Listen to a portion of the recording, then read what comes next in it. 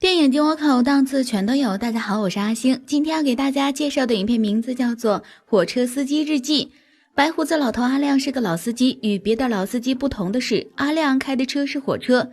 正因为如此，即使阿亮这一生中撞死过上百人，他也不用为此而负责，甚至每次撞死人都会有专职人员上门来为阿亮进行心理辅导。而另一边，咱们的小男主小杰是一个长相可爱的孤儿，由于外表出色，小杰一直被各种人要求收养，但他有个大缺点，就是非常喜欢和自己的养父母抬杠，也是因为这个原因，导致小杰每次都被养父母退回来。这天，小杰被孤儿院院长叫去谈话，院长语重心长地告诉他，小杰呀，你要是再挑三拣四的，就赶紧滚蛋，像你这样的小朋友，我们孤儿园多的是，现在孤儿园遇到金融危机了，也养不起你。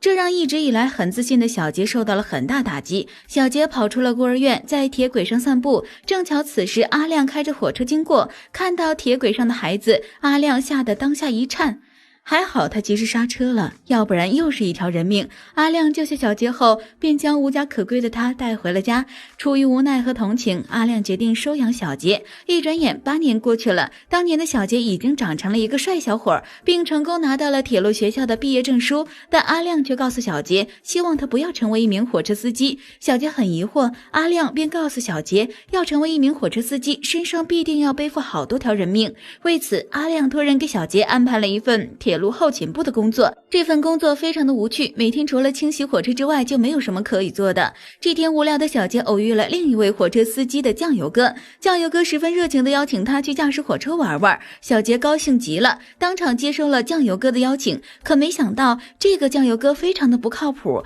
随便指导了小杰2下就离开了。最后小杰因为操作不当受了轻伤，这件事情让阿亮觉得，与其让小杰跟着其他人厮混，还不如自己教给小杰最专业的火车技术，毕竟自己可是驰骋沙场20多年的老司机呀。于是在小杰痊愈后，阿亮便对他进行了特别训练。在小杰基本出师后，阿亮又找来了一堆老司机，一起为小杰传授经验。一堆人一通说，听得小杰有点蒙圈。不过他抓住了一个关键点，那就是一定要撞死人，才能成为一名真正合格的火车司机。于是在小杰上任后，撞死人这件事情就成了他的心病。因为小杰的技术实在太好，他从来没有撞死过任何一个人，这让小杰很痛苦。因为在他接受的教育里，合格的火车司机是必须撞死过人的，这件事也影响到了小杰的心理健康，他开始变得抑郁。阿亮意识到了问题的严重性，他躺在铁轨上思考了许久，如果小杰不能拿人头，8成是要疯的。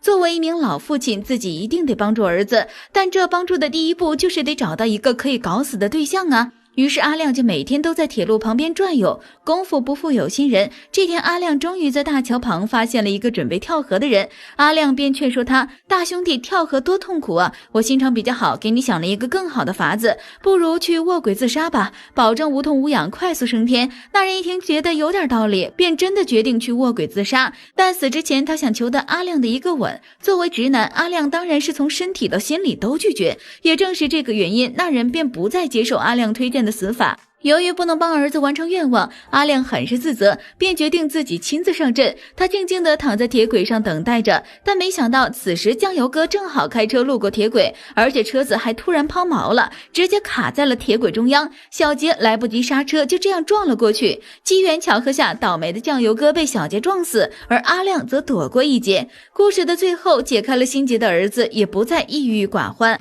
父子2人过上了没心没肺的快乐生活。电影结束。这个故事告诉我们，教育实在太重要了。比如电影中的理念，一个好的火车司机必须要撞死人，这到底是哪里来的封建迷信呢？更可笑的是，所有的司机竟然都把它当作是一条必行的规定。不难看出，这部喜剧片下也隐藏着对那个时代的固化教条理念的讽刺，在欢笑之余也引发观众的思考，到底什么才是真理？好了，以上就是本期阿星谈电影，下期节目同样精彩，小伙伴们千万不要错过哦。